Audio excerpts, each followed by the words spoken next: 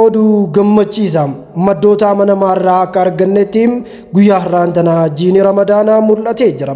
Hawaasni musliimaa addunyaa hundarratti argamtan hundinuu baga rabbiin ji'a ramadaanaa kabajamaadhaan isin eege isiniin jennam. Rabbiin nama ji'a kanarraa fayyadamu rabbinuu haa taasisu jennam. Namoota odeeffannoo kana hin dhagayiniif sheer gochuudhaan odeeffannoo kana namoota hunda biraan akka geessan amaanaa isiniin jennam. Guyyaan boruu soomana jechuudha.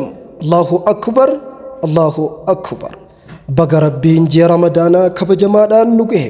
Hawaasni musliimaa hundinuu ramadaan mubaarakan isiniin jennu ta'am. Ramadaana milkii khayrii rizqii iimaanaa rabbii isiniif haa taasisu. Hawaasni islaamaa hundi baga gammanne baga gammaddan isiniin jenna. Manni marii dhimmoota islaamummaa Oromiyaa ergaa baga geessanii dabarsaniitiin jiru. Manni maree ol aanoo dhimmoota islaamummaa naannoo Oromiyaa ergaa baga ittiin isin gahee dabarsaniiru. Pirezidaantiin mana maree ol aanoo dhimmoota islaamummaa naannoo Oromiyaa Ustaaz Gaalii Mukhtaar har'a galgala baatii yoo mul'atte boru soomana ta'uu ibsuudhaan yookaan ammoo guyyaa roobiidhaa akka soomamu ibsaniitiin jiru. Itti aansuunis soomni bara kanaa kan kabajaam kan jaalalaa fi kan waliin jireenyaa akka isiniif ta'u hawwaniiru. Kana malees namni kamuu namoota humna hin qabne deeggaruudhaan waloodhaan akka sooman dhaamsa isaanii dabarsaniiru. Manni marii dhimmoota islaamummaa godina Harargee Bahaa qaamolee nageenyaa waliin ta'uun nageenya naannoo keenyaa qindoominaan haa tiksinuu jedha.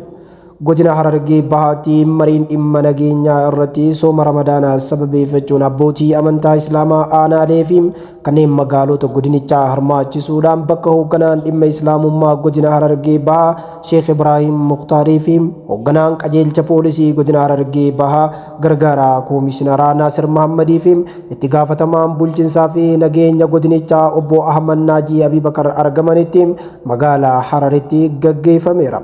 Waltajjii kanaan hawaasni islaamaa fi abbootiin amantaa islaamaa dhimma haala qabatamaa biyyaa fi godina keenyaa dammaqinaan hubachuun nageenya amansiisaa godina keenyatti lafa qabate caalatti waareessuudhaaf finxaaleeyyii amantaa dahoo godhachuun nageenya booreessanii misooma gufachiisuu barbaadan qindoominaan irratti qabsaa'uun karoora diinni keessaa fi alaan biyya keenya diiguuf wixxifatu dura dhaabbachuun fashaleessuu akka qaban irratti walii galuun kallattii hojii fuula duraa kaa'ataniiru.